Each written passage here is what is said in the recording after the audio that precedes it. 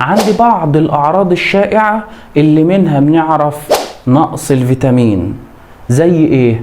التعب والإرهاق المستمر ممكن يكون سببه نقص في فيتامين د.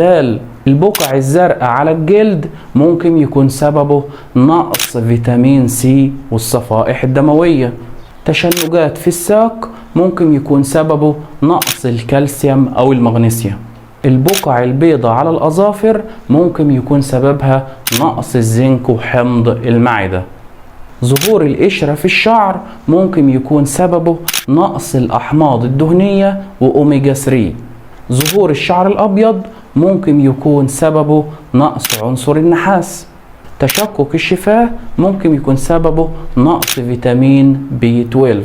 خشونة الجلد نقص الزنك وفيتامين A.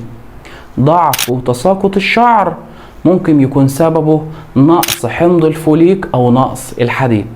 لو عايز تستفيد معانا كل يوم معلومة طبية أو تمريضية، اضغط على اشتراك في القناة وفعل زر الجرس، وإن شاء الله معانا هتتعلم التمريض كعلم ومهارة من A to Z.